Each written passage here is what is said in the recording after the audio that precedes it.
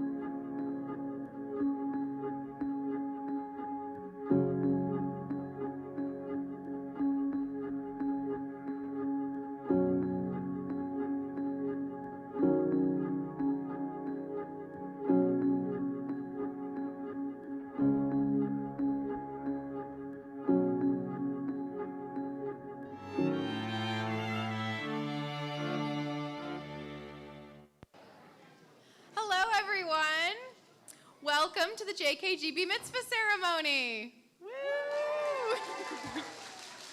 I'm glad you came with the energy. We had to wake up our morning ceremony a little bit, so very happy to see that.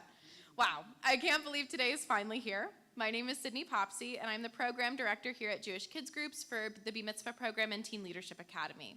Like many of you, I have spent this past year, and honestly the year before it too, waiting for today and with gleeful anticipation. Every single bar, bat, and B Mitzvah on this stage today deserves all the fanfare and joy in the world as they complete this transition from childhood to adulthood. Thank you all so much for being here to celebrate them. To give you some insight into what our B Mitzvah cohort has been up to over the last 2 years, I'm going to quickly go over some of the main points. Over the last 2 years, our cohort has been, 1, engaging in different community service projects ranging from urban farming at community gardens to cooking for full meals for food insecure children in Atlanta food deserts. 2, they've been studying up on Jewish history and values and how the two intermingle together, and they've been diving deep into what Judaism says about living in the modern world and what it says about their own personal identities. 3, they've been creating their own personal interest projects, or PIPs as you'll hear them called today. These PIPs are a year-long project where a student picks a topic that relates to Judaism to research and engage with at JKG and outside. They engaged with their topics in a variety of ways, including volunteering, interviewing experts and community members, and even learning new skills like game, web design, or filmmaking. To round out their experience, our students will be presenting their work for all of you today. 4, lastly, we're going to watch as they take their next step on their path together into Jewish adulthood, and we're going to watch them celebrate that transition throughout this ceremony. Everybody will get a chance to look at these projects in depth after the ceremony around the perimeter of our room. They're truly amazing. I can't even begin to say how proud I am of our students today. Now, I will call up each student to speak about their personal interest projects and learning journeys. I will also call up their parents afterwards to give their child a special blessing. To start out, let's start with Annie Bacon, or Anastasia Bacon, with Tanya giving the blessing. Woo!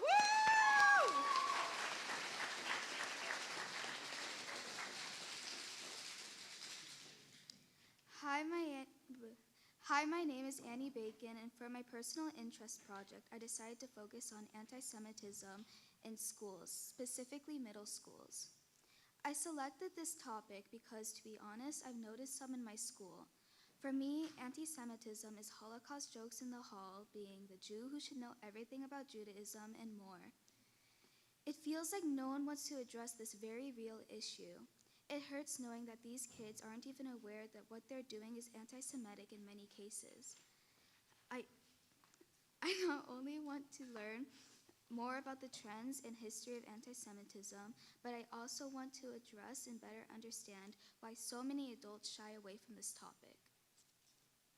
Before my research, I had noticed that the only time anti-Semitism was really named in my school was a type of prejudice during our Holocaust unit. However, anti-Semitism is one of the oldest hatreds in the history of the world, and discrimination against Jews, like what happened leading up to the Holocaust, has been happening throughout history. It struck me as odd that the only time I got to learn about Judaism at school was during one of our saddest moments. Not only are there other aspects of anti-Semitism to learn about instead of hyper-focusing on the Holocaust alone, but I was wondering why we don't learn the positive contributions of Jewish people throughout history. Why don't we get to learn more about our Jewish religion and culture in the scope of our history and our present? Further, we didn't actually discuss anti-Semitism is still going and has existed beyond the Holocaust. In my research, I was surprised to realize that I myself didn't have a firm grasp on what anti-Semitism was. Anti-Semitism has lots of definitions. Its dictionary definition is hostility or prejudice against Jewish people, but it comes in many different forms. Jews come from many nationalities and do not all look the same, yet anti-Semitism seems to affect us all. Anti-Semitism can manifest through conspiracy theories, hate speeches, and physical violence. I realized that my initial observation of the lack of Jewish coverage in our curriculum was no coincidence. How come we didn't learn much about Judaism? Exposure to different groups can lead to can promote empathy towards them and help you relate to them. Could the lack of knowledge and exposure to anti-Semitism in schools be the cause of these ill-mannered jokes and phrases? Ultimately, it is much easier to become a follower of anti-Semitism if you do not know enough about Judaism to tell the difference.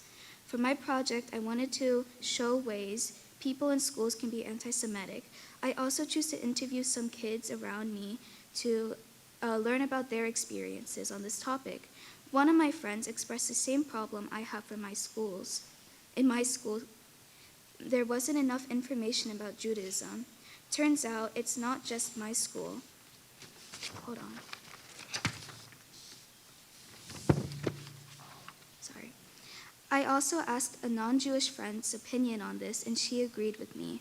When I first started the project, I thought my reactions to anti-Semitism were overdramatic, but as I spoke about it more to my friends and peers, I realized these issues are very real, and I wasn't being overdramatic in any way. Anti-Semitism is like every other baseless hatred, as it can be expressed in many ways, and I want to learn how to respond to it effectively in everyday life. This project helped me understand anti-Semitism and its many forms to stand up against it. It's important to learn how important it is to talk about prejudice, even if it's uncomfortable.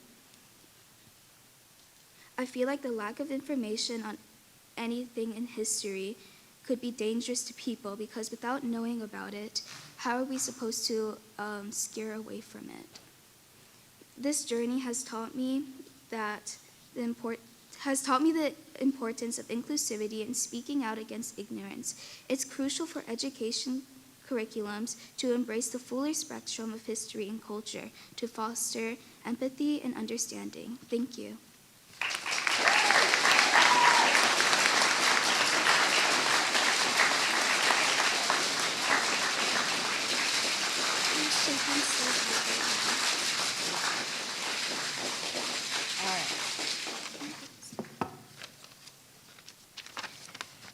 My sweet girl, as you stand before us today, I'm filled with such pride and joy. You did great. From the moment you came into this world, you have filled our lives with love, laughter, and copious amounts of weirdness, which I love about you. I have watched you navigate the complexities of life with grace and kindness. I'm so happy that you have this opportunity to learn and embrace our heritage, and grateful that even in these tumultuous times, you have the courage to do so. As you take the step into adulthood, may you continue to walk your path with purpose and determination, and may you never forget the power of your own voice.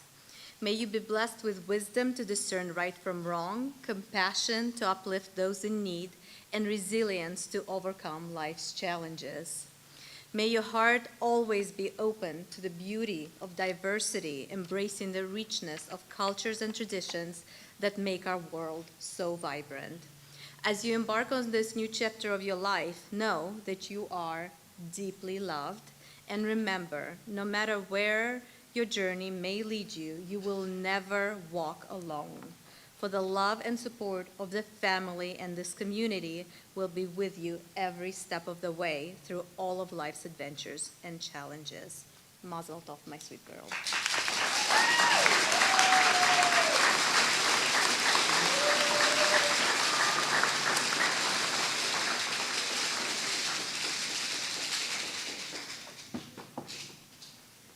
Next up, we have Alexandra, or Lexi Golovin, with George and Olga giving their blessing.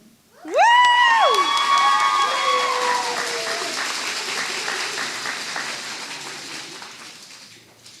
My name is Lexi Golovin, and I spent most of this year learning about the connection between my Jewish and Ukrainian heritage and how it connects the current war.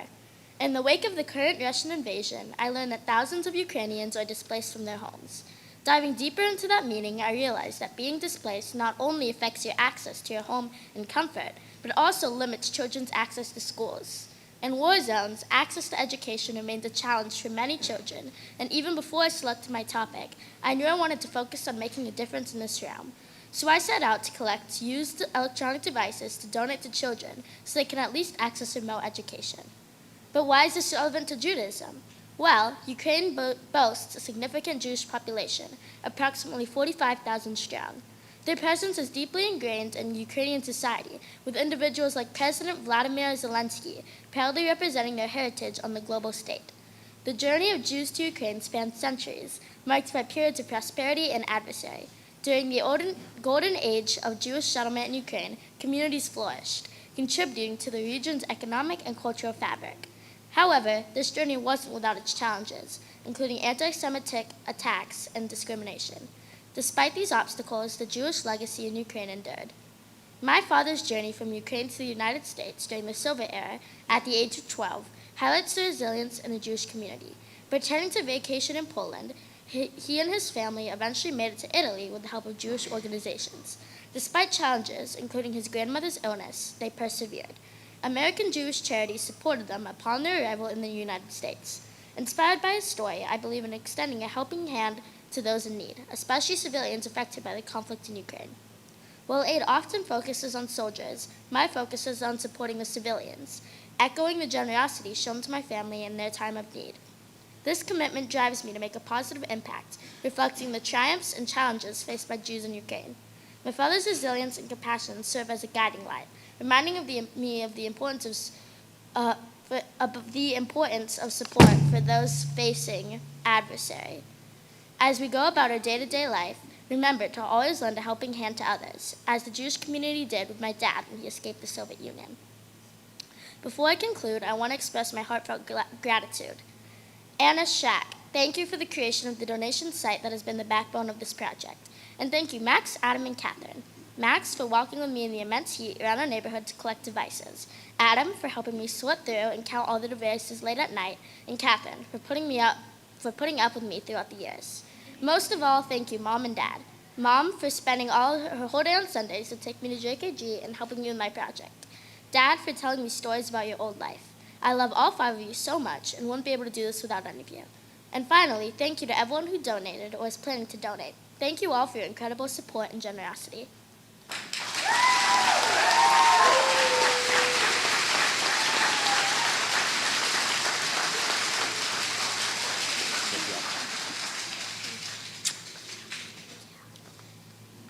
Lexi, as we gather here to celebrate your bat mitzvah, I can't help but recognize that your passion for justice and passionate intolerance of injustice is already a blessing.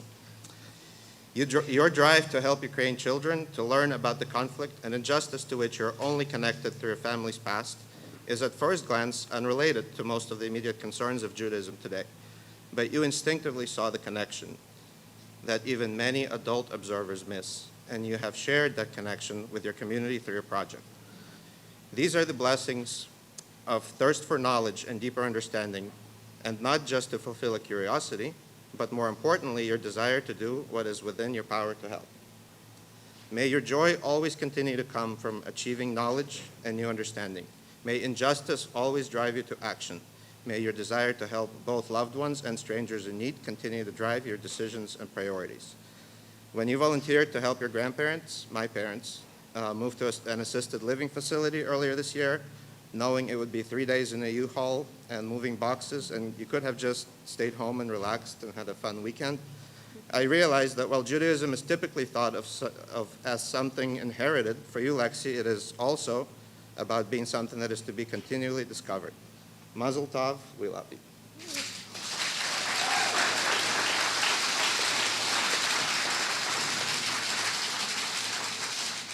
My dearest Lexi, my Rena, the Hebrew name that you chose for yourself, that means joyous song. I think it so beautifully captures the spirit and your essence. From the time that you took your first breath, you filled our lives with your clear and, yes, very loud voice. And you have a presence that lights up every room that you walk into, even the darkest of the rooms. You are small but mighty, and you know how to make sure that your voice is heard. May your voice always ring out with strength and kindness.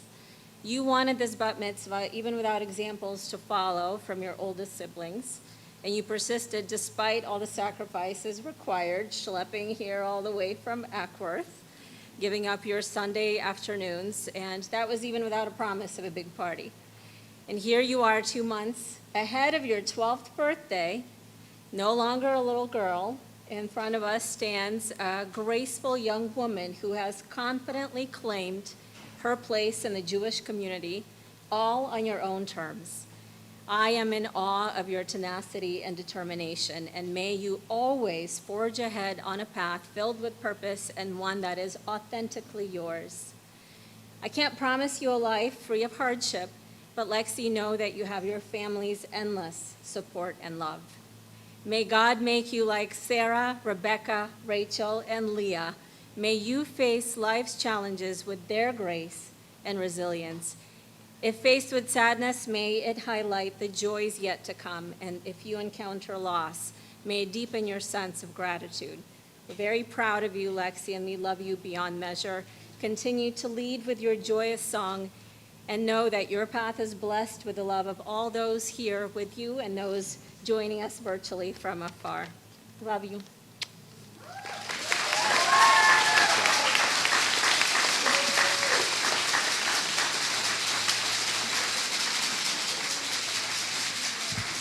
Next up, we have MALAIKA Leon with Jessica, Neon, and Kevin giving their blessing. Woo!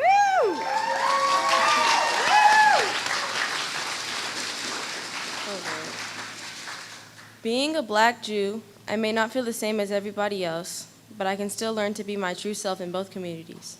So for my project, I chose to make a fusion of Jewish food and soul food to represent my two identities coming together. When I was younger, I felt that I couldn't be friends with certain people who were Christian or of other religions because of me being Jewish. It's harder for Jews of color because we're stuck in the middle. I was either too Black for the Jewish community or too Jewish for the Black community. As stated by New Jersey author Dina Yellen, there were friends and family members. I didn't know the first thing about Judaism, but the first mindset was set on, these people are evil, she recalled others saying, along with other many violent conspiracy theories about Jews. I had similar experiences in school, too, with people assuming things like I didn't believe in the real God or other hurtful things. They told me that they probably couldn't be my friend, and although they forgot about it, it still made me feel different from them and made me think that maybe I shouldn't be friends with them. My goal for this project is to help me with feeling secure being Black and Jewish in both communities. It could show how good both types of foods are, and it could even show how the foods can be better when mixed. I'm not just doing this to see both of my identities reflected, but also as a way for others to understand that they need to make these spaces more inclusive. African-American Jewish writer and culinary educator Michael Twitty said, "People will say, I don't understand you. You're Black and Jewish, I don't get it. And then when you feed them, they get you immediately. They understand you." We will all pass down many heritages in the ways that we combine recipes or traditions. I thought that maybe making a combination of both foods, it'll help me understand myself more too, and show me finding happiness and harmony in who I am. This project was also chosen because I love food. And the food from both cultures are both different but similar in so many ways. Jewish and Black people both share a history of great oppression and suffering, and they both had to make do with what they had when it came to food. Today, these dishes are now cooked and used to celebrate our survival and success. As my mom says, they killed us, we survived, let's eat. Taking food from both parts of my life and mixing them represents both of my identities, mixing and feeling comfortable being Black and Jewish in both communities. Cookbook illustrator Ali Miller said, "You can't throw a stone in Europe without finding the Jewish influence or Jewish genes. It's funny how oppressed people tend to end up being everywhere and everything. You can't get rid of us. You can't put us down. We use our food to empower ourselves." I made a cookbook pamphlet of a few different recipes for everybody to try, and I also made some of these recipes and documented how they went. The recipes that I came up with were kosh varnishka with collards, fried pickles, pumpkin pie filled hamantashen, and matzo meal fried chicken. If you want to see the food, and get the recipes, visit my station after the ceremony. And a big thanks to my mom, my dad, Sydney, Maddie, and all of the teachers for helping me so much with my project. It wouldn't be the same if I didn't have such amazing support.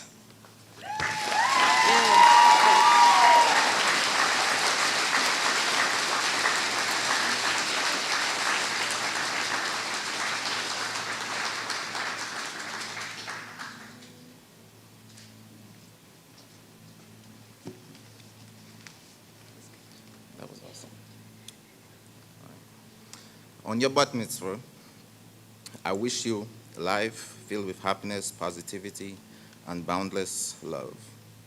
May every moment of your life be filled with happiness, and may your bat mitzvah day be the start of a courageous and joyful memories, and happiness surrounded with loved ones who filled your heart with love and warmth. Mazel tov.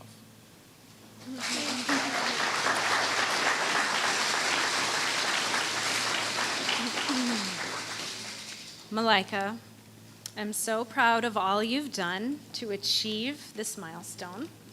I am truly blessed to have you in my life, and I want you to know that I love you so much. When you were born, your father and I named you MALAIKA, which means angel in Swahili, and you have been just that to me for so many years. I'm proud to say that going on this bat mitzvah journey with you as your mom was full of learning for me and healing for both of us. I'm proud of this amazing project you've chosen and the synthesis of identity you've achieved through your love of cooking and eating. Okay. I remember when I told your grandfather, Howard, about Jewish soul food, and he exclaimed in his New York Jewish accent that Jewish food is soul food. And I remember when I told a local restaurateur about your kosher matzo meal fried chicken, and he immediately offered to have you sell it out of his kitchen. It's an amazing idea and very yummy. You've worked hard and have a real talent for all things artistic, including cooking. When we were in the kitchen together, sometimes I felt the presence of my grandmother, your great-grandmother, another notable cook, who is also your Hebrew namesake, Rachel. I'm so proud that you chose to honor your becoming an adult in the eyes of Jewish law by probing your own unique and wonderful identity. MALAIKA, may you be blessed on your journey into adulthood, and may you continue to bless others with your warmth and with your loving heart. I love you so much.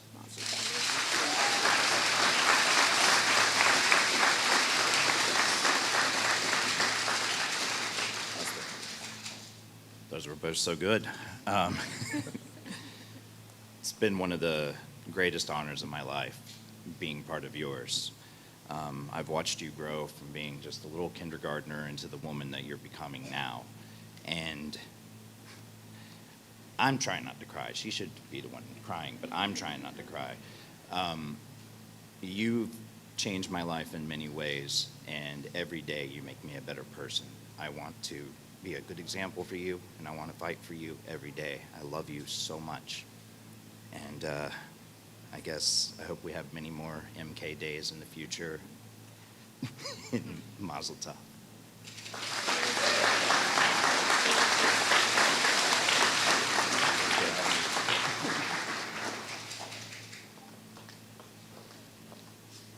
Next up, we have Reese Mendelson with Miles, and oh my gosh, the name is wrong, Laura, giving the blessing. Sorry, that was a scary moment for a second there.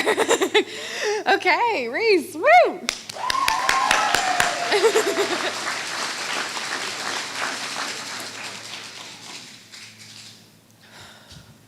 Hey there, I'm Reese, and I've got a passion for our furry friends. It all started when I brought home my adorable dog, Oreo. From that moment on, my world became a whole lot brighter. Oreo wasn't just a pet, she became my best buddy and favorite animal. As I watched Oreo, a light bulb in my head went off, and I realized that everyone deserves to experience the magic of a special bond with an animal, and especially dogs and cats. My research led me to some interesting statistics. For example, as stated by Ashley Kilroy, every year a staggering 6.3 million animals enter shelters across America. 3 million of those animals in shelters are dogs, and another 3.3 million of those animals are cats. However, only 2.1 million of those dogs and only 2.3 million of those cats are adopted each year. Luckily, adoption rates have been rising over the past couple years and was helped by the pandemic. All of these statistics served as a call of action for me. I decided to make 2 types of dog stimulation toys.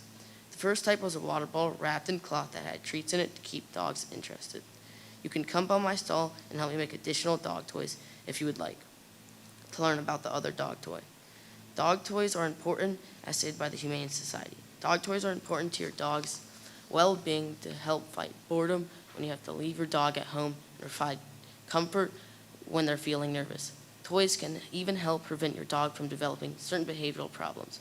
I listed the first years at JKG to help me make over 60 dog toys, which I donated and will enlist which I will list in your help to make more for donation if you'd like to come by my stall.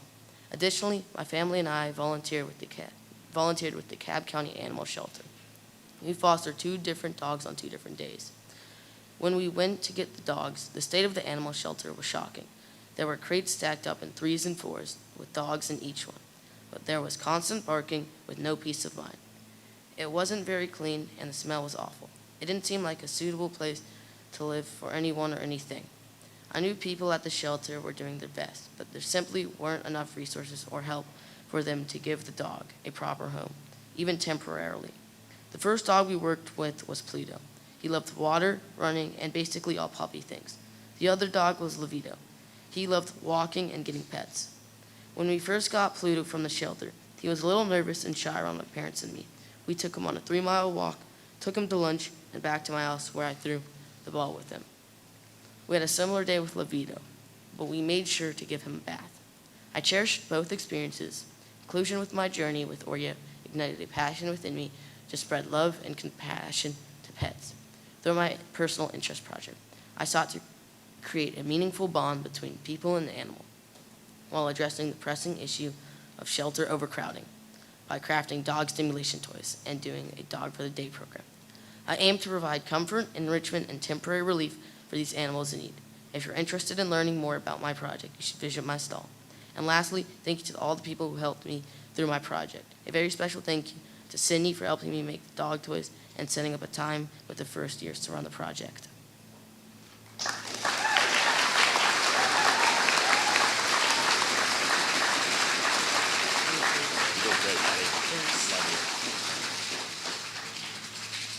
I'm not sure how all these parents held it together. It's very difficult. We're so excited, Reese, that this day is here.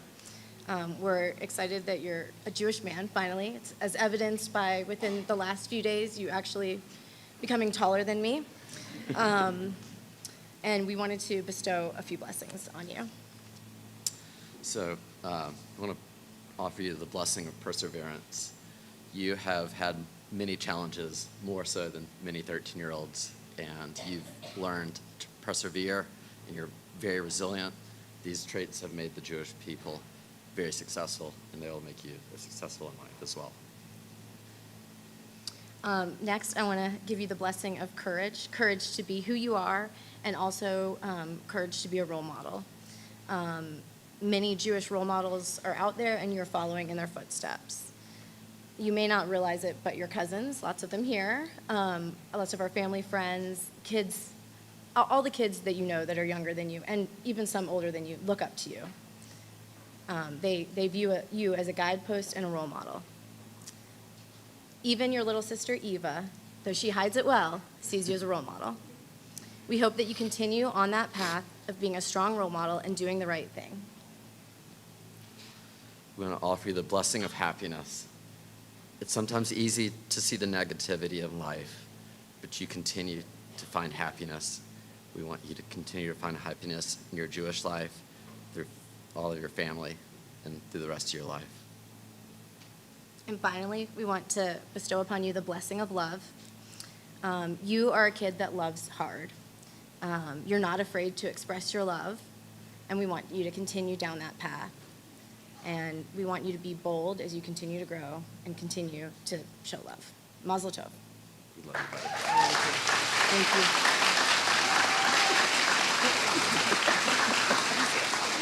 you.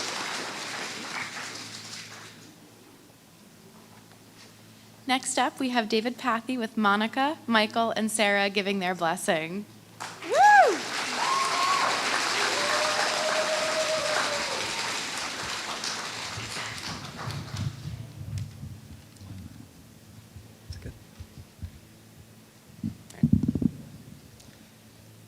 In the shadow of one of humanity's darkest tragedies, Jewish cinema emerges, giving light to stories of resistance and remembrance.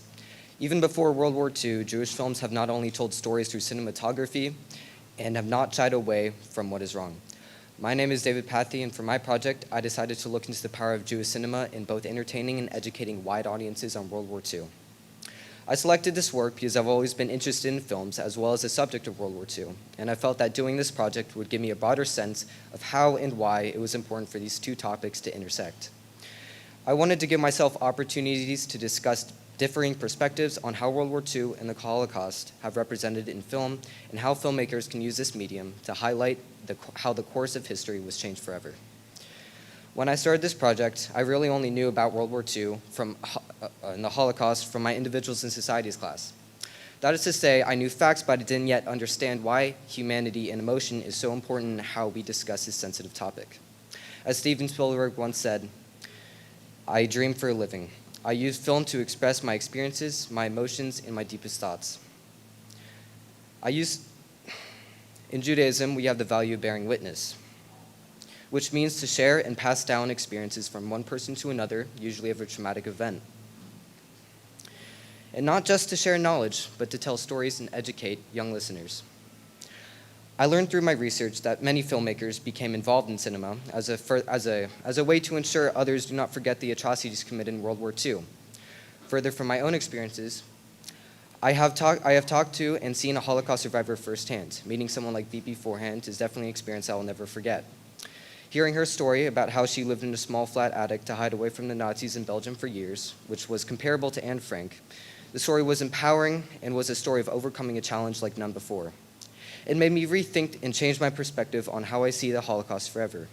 Hearing Holocaust survivors is nothing like seeing the basic facts in school, but rather seeing someone living through something as tragic as that, in my opinion, is a blessing, knowing full well that there's only a handful of Holocaust survivors left to share their stories. When we have opportunities like this to see what it was actually like during this time, we can emphasize much more easily. Cinema is a clear way to ensure people are actually confronted with the humanity of this situation. To further learn about this topic, I chose to watch movies via the Jewish Film Festival virtually. The fact that in modern day, we have access to watch movies at our house and you don't even have to go to the theater is amazing. I watched some movies from the Jewish Film Festival, but I also watched it on streaming platforms like Prime Video and Netflix, including Fiddler on the Roof, Diary of Anne Frank, Boy in Striped Pajamas, and of course Schindler's List. Let's see. Watching these movies and having my own experiences with them have given me a multitude of information on how to create films, cut scenes, use transitions from scenes, appropriately write scripts, make interesting plots, etc. At this point, some of you may question why it matters for the filmmaker to be Jewish. This is because Jewish filmmakers making Jewish films can provide cultural understanding on the topic, they can make personal connections to their film, and they can have a historical perspective on it. Through both my research and my participation in the Atlanta Jewish Film Festival, I was continually shocked by how impactful what I learned about was, despite how small the community is. It reminded me that even when something is small in numbers, it could still be large and impactful in the creation of spaces to explore. I became interested not just in how cinema can be used to explore sensitive topics and how we relate to them, but in the deliberate choices directors make.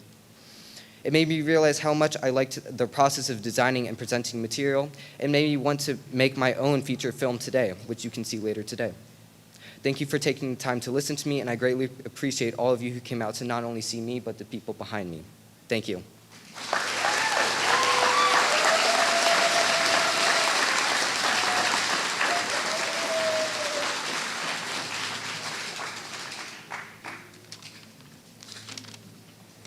I'm getting emotional, sorry.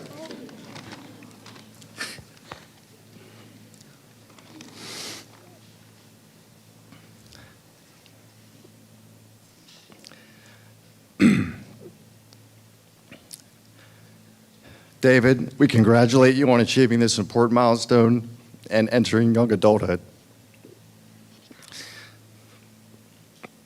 You've grown so much in the last several years, You're a good listener, and you're open to new ideas. And you do an amazing job of processing information and analyzing to achieve the best outcome. You develop leadership skills in your martial arts training and like to help others grow. The teamwork you have developed in soccer has been amazing, and you know what's right and have very good judgment. Let's not forget how much you enjoy playing video games. By my calculation, I estimate you've spent the equivalent hours required for an undergraduate degree playing Fortnite alone. Now, you know I don't like to tell you what to do, and I know you don't like to be told what to do, but I like to provide some unsolicited advice for this next phase of life. You'll have tough times where things don't come easily, but those times will help you grow and develop new skills. Stay humble. Reflect on your key accomplishments and focus on continual improvement. Seek to understand other people's perspectives, not your perception of them. Put yourself in their shoes and figure out what keeps them up at night, then help them to get a good night's sleep. You will encounter people you don't like. Instead of letting your emotions control you, put your ego aside. Try to build a relationship and learn something from them. It may not work out, but at least you gave it a shot and acted in a principled manner. Try to maintain a nuanced view in life. Very few things are black and white. Enjoy your journey and all the experiences it has to offer, but don't try to do them all at once. Pace yourself. David, we love you so much and can't wait to see all the things you will do in the future. You've developed into a fine young man, and we're so proud of you. We wish you nothing but happiness in the next phase of your life. Mazel tov.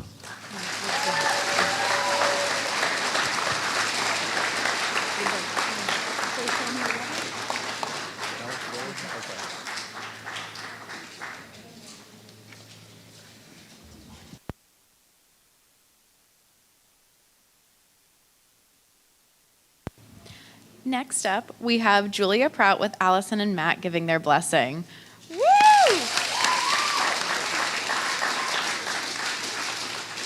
Hello, my name is Julia Prout, and I did my personal interest project on Jewish feminism and its impact on Jewish women's participation in sports. Did you know in 2022 there were 1,696 NFL players? Only 6 of them were Jewish, and that's only men. Access to sports for Jewish men is historically more common than it is for women. Therefore, the above statistic is not surprising, and that does not include women. This lack of representation is what I aim to look at. I selected this topic because I'm a Jewish girl and have always valued having time to do sports, especially soccer. I've played soccer since I was about 4 years old. It's one of my favorite things to do because it allows me to do things I love, such as travel and meet new people. At JKG, we learned about intersecting identities, i.e. being Jewish is an experience that is also impacted by my womanhood.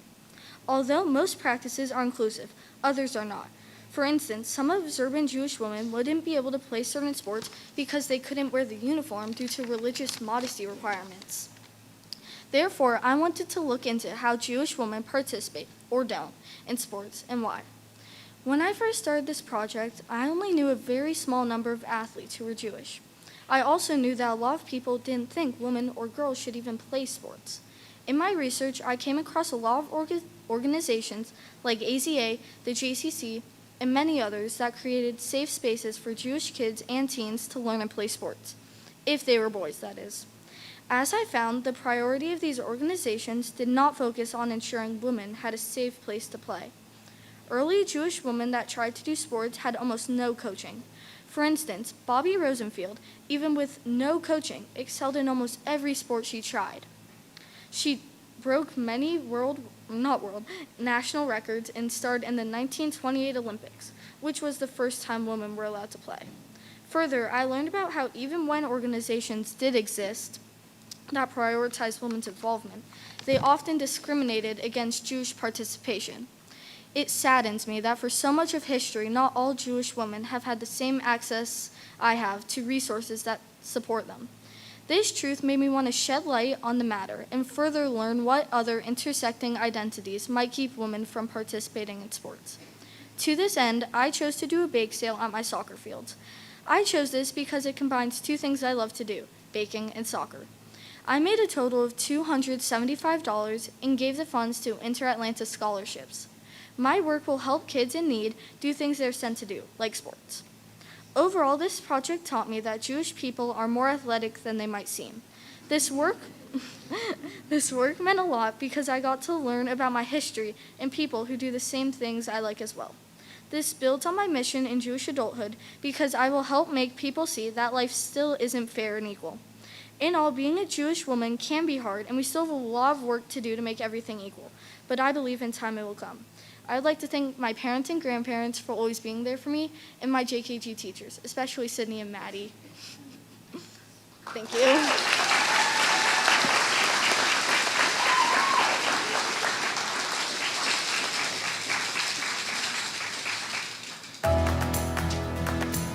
Julia, long before you came to be, your mom and I talked about what we hoped we would, if we were able to have kids, what life we would give them. And we wanted to raise them Jewish. We wanted them to be connected to their Jewish identity and have Jewish values. Fortunately, your brothers and you are here. And from very early on, we had regular Shabbat dinners. We had celebrated the Jewish holidays at our home. We got together with family and Jewish friends in a Jewish community and found JKG. Through all of these experiences, you have learned Jewish values, and you embody many of the values that we have, and that are Jewish. You are kind, you are curious, you are engaged with the world, you want to make a difference. So, at this B Mitzvah, as you're becoming a Jewish woman, not yet an adult, continuing to grow, my hope for you is that you continue to remember these values, that they continue to grow in you, and they stand with you for your whole life. Mazel tov. Mazel tov, baby.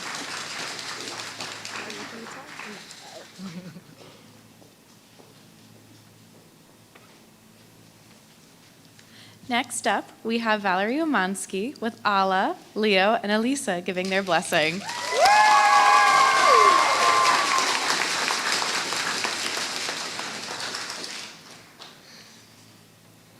Good afternoon. My name is Valerie Umansky. By the way, Sydney, I meant to say that I love your outfit. You know, clothes are the first thing we put on every morning and the last thing we take off every night. Clothes are an important part of our identity and our everyday lives that many of us may not even realize. It's a key part of our identity and the first part of how people perceive you. I chose to research Jewish designers because I have always enjoyed fashion and curating my own unique style. It just comes easily for me. This means that whenever I walk into my closet and pull something out, I know exactly which clothes will match and what will look good together. When I grab a piece of clothing, it's something that I like and feel confident wearing, like my outfit today. My style has changed over the years, reflecting my own personal experience and has matured as I have, but I still enjoy dressing up like I did today. I love fashion so much. When I receive compliments, it drives me to want to be more creative and experiment more with different styles and trends. So what do fashion and style mean to you? In Jewish tradition, fashion and clothing can actually be a mitzvah. In Jewish tradition, it is a blessing to clothe the naked. Some people believe that fashion and style are the same thing, but they're not. Fashion is trends and popular things that people like. Style, however, are the choices that you make. Everyone has their own style. For my project, I researched both of these things and how famous Jewish designers have contributed to our sense of fashion over the years. For my project, you will learn that there are many Jewish designers that you wouldn't have even thought of. My examples are Ralph Lauren, Tory Burch, and Calvin Klein.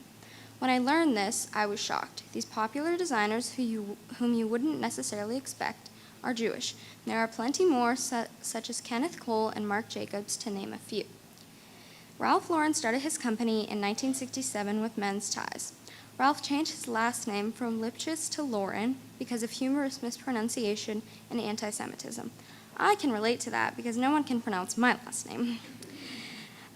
He designed all the menswear in The Great Gatsby.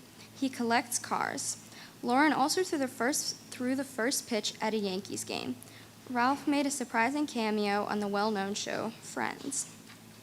The next designer I chose is the amazing Tory Burch. Ms. Burch started her company in February 2004. Here are some fun facts about Burch that you might not know. She was a tomboy as a kid, unlike now. She majored in art history in college. In 2007, Burch won Accessory Brand Launch of the Year award. Finally, who doesn't love and know Calvin Klein? Klein did an apprenticeship in 1962 at an old line cloak and suit manufacturer. Then, in 1968, he launched his first company with his childhood best friend. He got an honorary doctorate at the Fashion Institute of Technology. Learning more about these talented designers made me further appreciate how Jews have contributed to the world around me. That, in return, continues to make me proud to be Jewish. Jews have paved many different pathways in the world, and we continue to. So as you get up in the morning and pull something out of your closet, think about this. Whatever you put on might have been first made by a Jewish designer. Lastly, I would like to take a moment to thank Sydney, all the teachers at Jewish Kids Group, my parents, and sister. They all supported me the whole way through this process, and I appreciate that so much. Thank you all for listening, and please come see my display.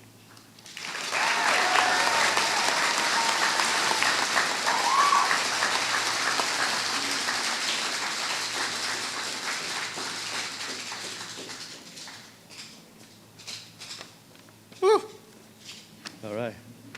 I'm known to give long speeches, so hopefully it's not going to be as bad. Sorry. Rusik, we can't believe it's been more than a dozen years since you were born. We watched you grow from the tiny baby that used to scooch on your butt across the room as the fastest form of transportation. And who walks faster than when you're 1 year old, right?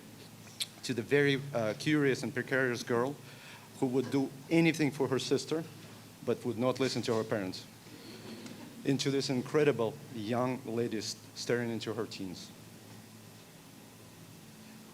Watching this transformation has been nothing but spectacular for both of us. But our special secret has been that even if you move into those teenage years, you still allow us to hear your stories about ups and downs of your day, about your dreams, about your disappointment, about your daily minutiae. It's the biggest joy we as parents could have ever imagined. You have shown us a lot of patience and dedication leading up to this day, and you had a long process of learning about our Jewish heritage, traditions, pains, and successes, our highs and our lows. Part of your education has been here with JKG, part within our family, and part through your involvement in Chabad's activities, and that blend is what makes it uniquely yours. There's certainly a deeper meaning to this important milestone than just today. It's celebration of who you are at the moment, your own person with your own identity and personality within our family and our community, and a celebration of who you'll be in the future. It's one day of a lifelong journey of being a Jew, the journey of learning growth, kindness, and compassion. Speaking of kindness and compassion, you were born with that gene. Thank you.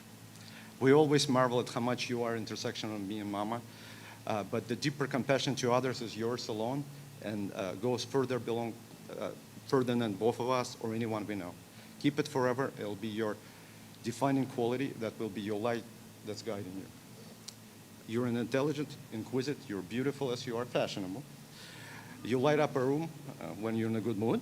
But another one of your amazing quality, and certainly comes from your mom, that more than anything, but even more in you than in your mom, that you're a storyteller. I don't know where it will take you, but keep doing it. That sets you apart. With the advance of technology, the art of verbal communication is slowly eroding. With the TikTok videos, Instagram pictures, and emojis. Emojis, you'll be 1 in a billion, I promise you. We're thankful for everyone, our massive family and friends, Val's friends, and everyone else who has supported Valerie and contributed to her evolution as a person. As we continuously say, your love and presence has shaped her into the person that she is and enriched her in more ways than you can imagine. Lastly, baby, cherish this moment, this day, and this age. As the saying goes, the days are long, but the years are short. And this will fly in no time.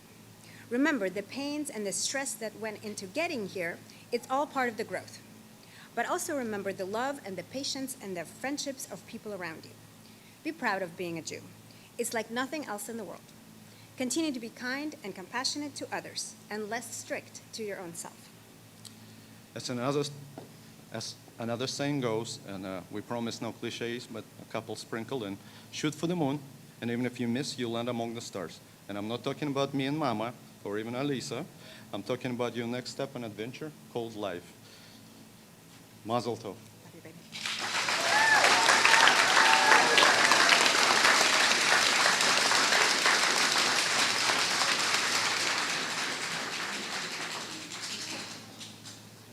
Next up, we have Dylan Werner with Claire and Matt giving their blessing.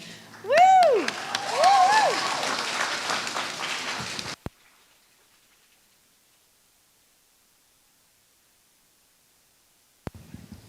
For my project topic, I did to research Jews in the Civil War. I wanted to choose this topic because my grandpa is very passionate about the subject and spends a lot of time researching Jewish involvement in the Civil War. My grandpa has a lot of books and literature on the Civil War. Therefore, I was fortunate enough to have access to all of his information for a more thorough project. He has spoken a lot about the Civil War, and I'm excited to do the same for my B Mitzvah. My Jewish identity comes from my dad's side of the family. The main takeaways from my project were finding information, learning new facts every day when I was working on my project, learning about what happened to the Jews in the Civil War, knowing how Jews have changed the world, and getting to spend quality time with my grandpa. This is important to me because the Civil War has been something I was curious about since I started learning about it in third grade. Before starting this project, I was only taught one version of the Civil War that didn't mention Jewish people. This didn't sit well with me because Jews have had a big part in history, and it needed to be spoken of. I have a deeper understanding of this now because at JKG, I visited the Bremen Museum's exhibit about the North and the South. I saw parallels between how the Nazis treated Jews during the Holocaust and even learned they based many of their discriminatory practices on the unfortunate history of slavery and Jim Crow laws in the South. Further, I also learned Jews have had a precarious position and marginalized people on both sides approach. In the South, Jews were tolerated only if they did not publicly share their abolitionist opinions. In the North, while conditions were better and Jews got to speak their mind, they were still targeted by propaganda that actually originated from many of the conspiracy theories about Jews and slavery that you might hear even today. It is important that we understand this time as an expansion of anti-Semitism practiced in the United States that we can still see today. I am reminded of this as I've seen an expansion of anti-Semitism around me following October 7th. In the Civil War, the Jews weren't always treated fairly and had to overcome a lot of obstacles. Even General Ulysses S. Grant tried to get rid of Jewish people in the North. Some Jewish people were afraid to reveal their identity and chose to not practice their religion. Despite these obstacles, over 50 Jewish people became officers in the Civil War. One example is that one of the most well-known Jews at the time was Frederick Solomon, who became a brigadier general. And importantly, Abraham Lincoln was an advocate for treating everyone equally, including the Jewish people. This has affected my life because Jews had to deal with a lot of criticism back then with the Civil Wars happening. It also opened my eyes because I hope no one gets treated this badly ever again. Learning about Jews in the Civil War inspired me to have courage when there are hardships. When facing with discrimination, little to no food, not having a clean place to sleep, the Jews of the Civil War still powered through to fight for our country. Family and community help the Jews stay strong because the best confidence comes from your family. And even though they faced hardships, the Jewish people stayed resilient. This is meaningful to me because personally, my grandpa has helped me with my project through educating me and teaching me some of the important things about Jews in the Civil War. In conclusion, I have valued my time working on this project and getting to learn a unique part of Judaism, Jewish people and their role in the Civil War. And lastly, I'm excited to become a Jewish adult. If you want to learn more, please come visit my table. Finally, I would like to thank my teachers at JKG for helping me with my project, my dad and my mom for helping me with the speech, and the rest of my family for loving me.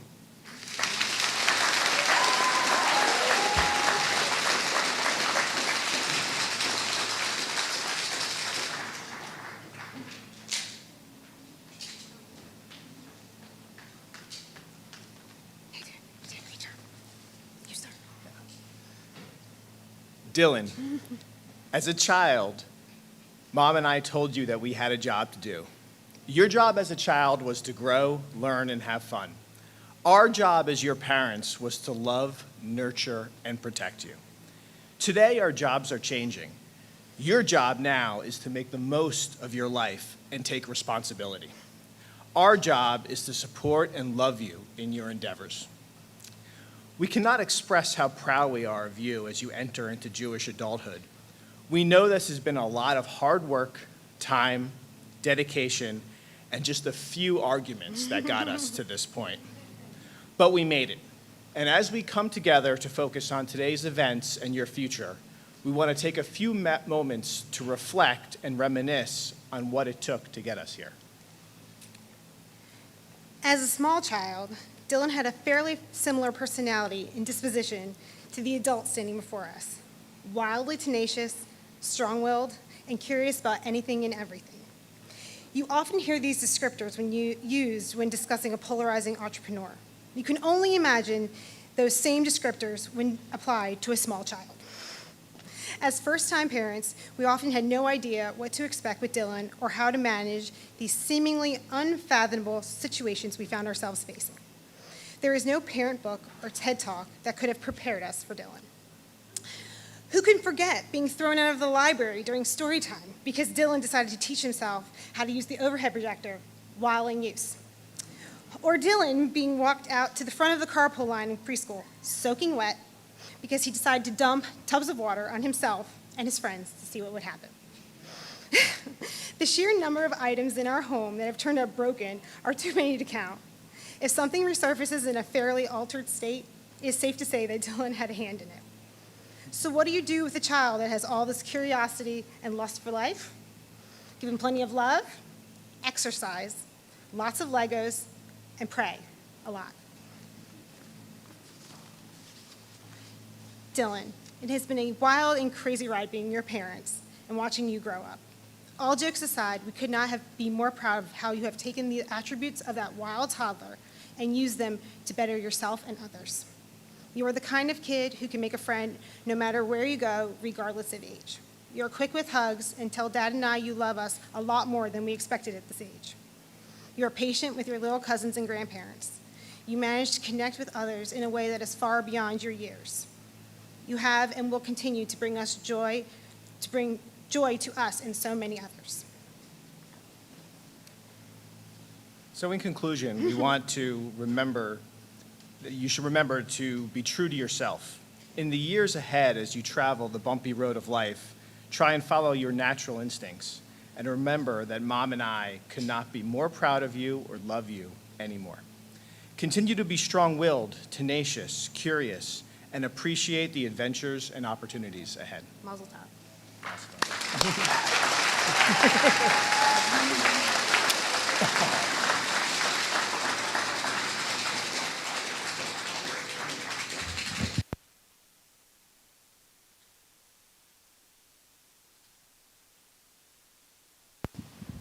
And finally, we have Ariel Urchenko with Alex, Olga, and Micah giving the blessing.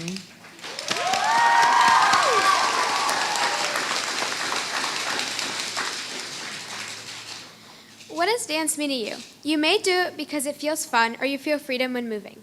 But in Judaism, people use it as a form of prayer or spiritual connection. For Jewish communities, dance may mean religious devotion, spiritual nature, joy, or even celebration of military victories or milestones like B Mitzvahs. My name is Ariel, and I chose the Jewish dance for my project because I have been a dancer for many years, and it's always been a significant part of my life. Judaism hasn't always been a part of my life because I've never been religious and never felt what others felt about the religious side of Judaism. That's never stopped me from feeling like I'm in a community when I'm at JKG. That's what I love about Judaism. It's never stopped me. That's what I love about Judaism. You get to pick the pieces that matter most to you in your Jewish identity. I also feel connected with others around me when I'm dancing, and that's the same for many Jewish communities. Both dance and Judaism center and focus on community. Dance has various forms in Jewish culture, including the 18th century Hasidic movement in Eastern Europe, emphasizing dance as a form of religious devotion. The founder of Israel, Eliezer Baal Shem Tov, believed dance were prayers. Ritual dances and music have spiritual significance for the people of Israel, with Tanakh and the Talmud emphasizing their nature. Israeli folk dance, also known as the Tamani and the Hora, borrowed from various diaspora and ancient Israelite traditions. I've always thought of dance as a fun activity or pastime, and while that's not wrong, my research has taught me that it is much more than just that. As I mentioned before, dancing is a form of expression, it is freedom, it is connection. A famous Jewish story about how dance calmed people and helped them was a story of how Miriam danced through the Red Sea when it was parted. When Moses parted the Red Sea, people were terrified and everyone was frantic. Miriam started dancing and she helped lead the people calmly and safely through. I knew before I began my research that Judaism and dance had a connection, but I never knew exactly what it was. Jews use dance to connect with other people. Before I go, I want to thank everyone who helped me with this project and my parents for taking me to JKG every Sunday morning. Thank you for listening, and if you want to learn more and some dance steps, feel free to look at my poster.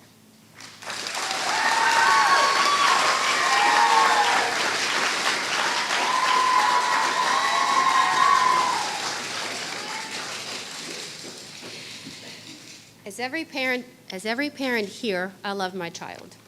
My dream, however, is that when Ariel is an adult, not only do we have a loving mother-daughter relationship, but that we are truly friends. You can't do that unless you respect each other and are proud of each other.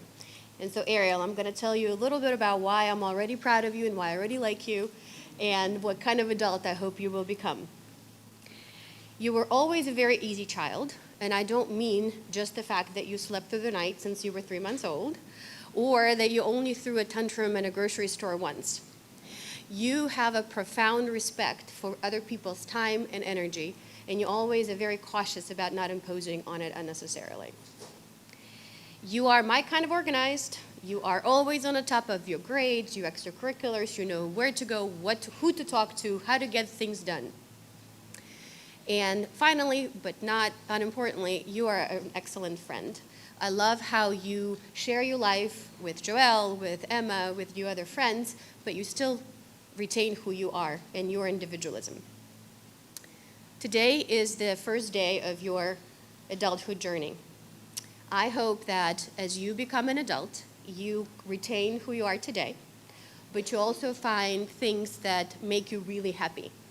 The kind of family that you want to come home to every night, the kind of job that will make you excited to get up in the morning, and the kind of pod that helps you have fun. So I am very excited to go on this adulthood journey with you, and I love you very much.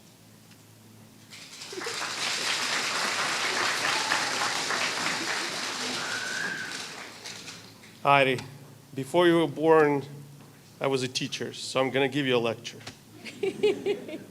So let's start with foundations. You're a loyal and sincere friend. Maybe you don't want to show it often, but you are protective of your little sister. You're a skilled and passionate dancer, whether it's on the floor or in the air hanging upside down on the ARIEL silk. You're fearless, but you take calculated risks. I only remember 2 times you crashed while skiing and only fell once from a 12-foot-high tree. You're a time saver for us. We as parents had not have to worry about your grades or schoolwork. You're focused, responsible, creative, smart. Even if it takes a lot of tears, my tears, to learn a music piece, you'll persevere and you'll play a violin. I do like that we have a similar view on travel. With friends and family, walking the streets from one cool restaurant to another. Or looking for stars in the darkest desert with a full moon out. Your smile is contagious, from babushka dimples and Aunt Lena laughter. You're keeping family tradition alive. I'm proud of what you've achieved so far, but I'm confident you'll make us proud in the future. So what's next for you? You'll finish middle school, discover high school, and hopefully college. You'll go snorkel and skydive. You'll continue to travel the world. You will make friends, but please stay loyal to the ones you have. You'll discover the beauty of mathematics and poetry. You'll swim with dolphins and sharks. Please learn new languages, but don't forget the language that me and Mom speak. Learn from our mistake, but make your own. Without them, you won't grow. There's absolutely nothing you cannot do. You'll find passion and pursue it. No matter what you'll do, no matter what you'll become, or where you live, We will always have your back. It's you and your little sister. Please always take care of each other. We love you very much. You can always count on us. P.S. As an adult Jewish teenager, the rent is due on 15th of each month. We love you very much.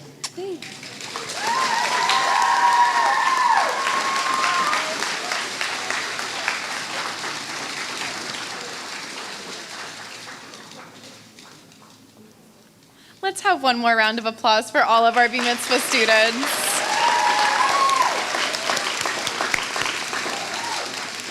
Okay. Now it's time to move on to our Havdalah ceremony. Havdalah is a multisensory ritual we use to transition between Shabbat, the extraordinary of Shabbat, I should say, and the ordinary of the rest of the week. Today we will use Havdalah to represent our paths from childhood to adulthood. First, we have wine or grape juice to symbolize the joy of this moment, a spice box to wake us up to our new responsibilities of Jewish adulthood, and a multi-wick candle to show how the elements of our busy and separate lives come together through ritual. I'd also like to add, because so many of your projects focused on finding a way to be separate and finally together and entwined in community, that I think the candle can celebrate that we all come together at JKG to pass this milestone together. Finally, we bless the act of making transitions from one state of being to another, recognizing there are many more changes in our life to come. It happens every year, sorry guys. I made it a sentence farther this ceremony, so I'm just so proud of you all. Okay, let's do Havdalah so we don't see the tears. Okay, up we get.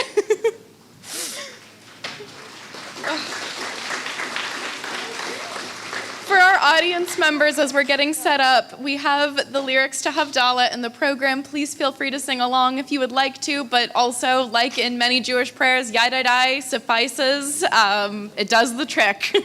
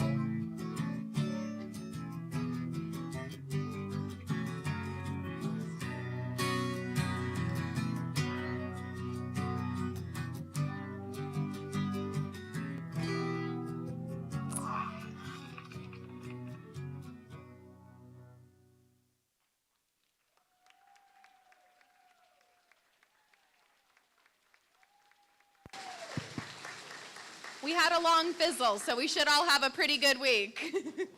Okay, back to our seats. Okay. Thank you so much for our students for ushering in your first week of Jewish adulthood together with us.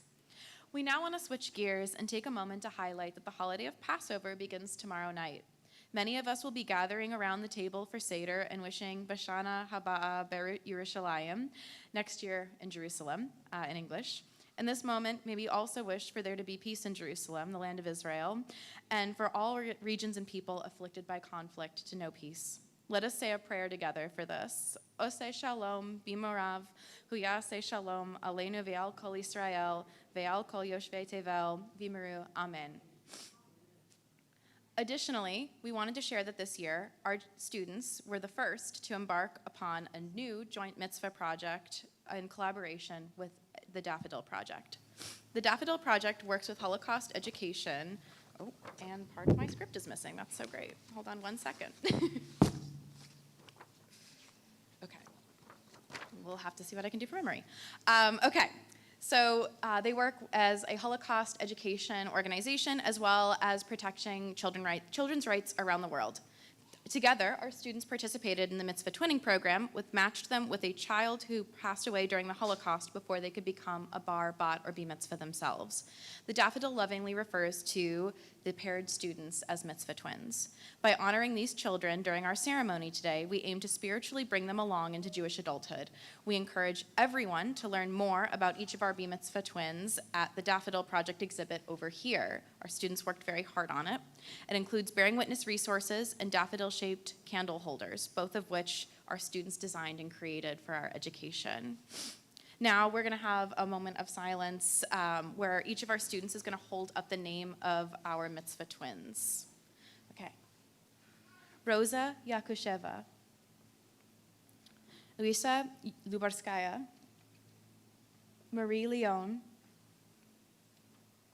Isaac Mendelson, Abraham von Rees, Julia Berkowitz, Luisa Umanskaya, Ignaz Itzek Warner, and Vladimir Yurchenko.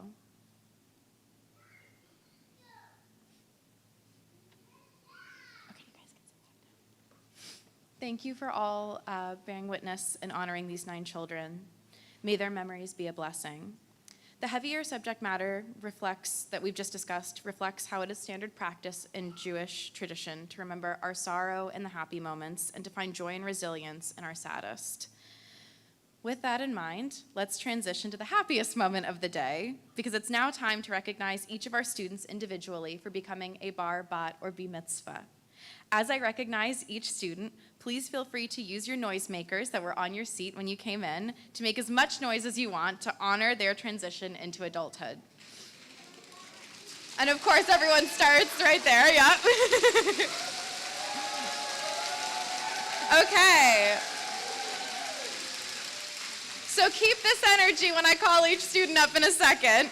The other thing I want to address is that there is also a Jewish custom of throwing candy, which is a gesture of bringing good luck and blessing. However, we're not going to do that yet. So after every single student's name has been called, I just saw how quick you guys were with the noisemakers. I didn't want to get pelted with candy. I need my line of children defense.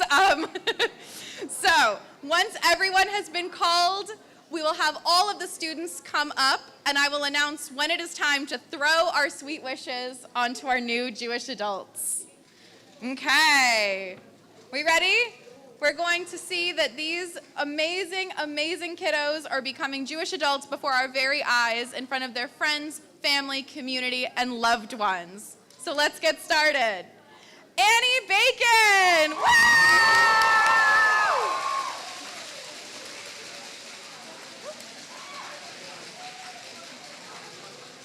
Remember, no candy yet, right? We're waiting on the candy. Candy goes out for everybody. Okay. Next, we have Lexi Gullivan.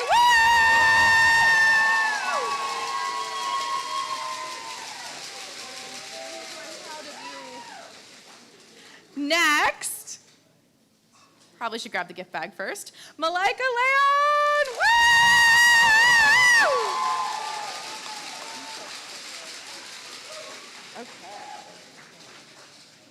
Next, we have Reese Mendelson. Woo!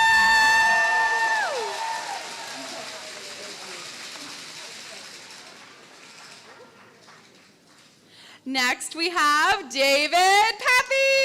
Woo! I'm so proud of you, bud. Next, we have Julia Prout.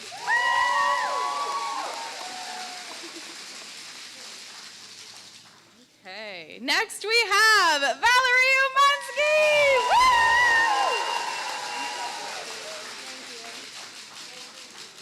Next we have Dylan Werner.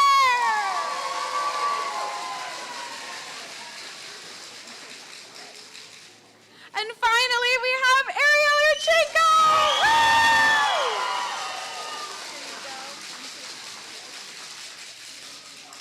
Okay, now's the fun time. Students, please come out to the front of the stage to receive your sweet wishes. And before we throw, let's have one more round of applause for all of our bar and bat mitzvah. Okay, come on, I need a shield, like in front of me. Okay, ready? 1, 2, 3, throw!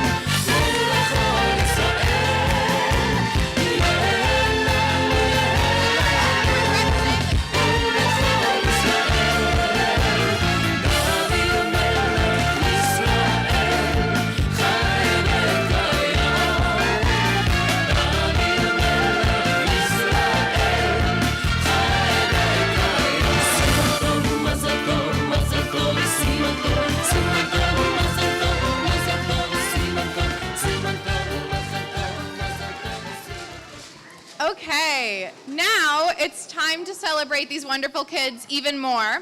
There are many ways to do so. Firstly, please take a look at all of our students' impressive personal interest projects around the perimeter of the room. Every PIP table has a balloon with our honorees' names, so you know exactly where to find their projects.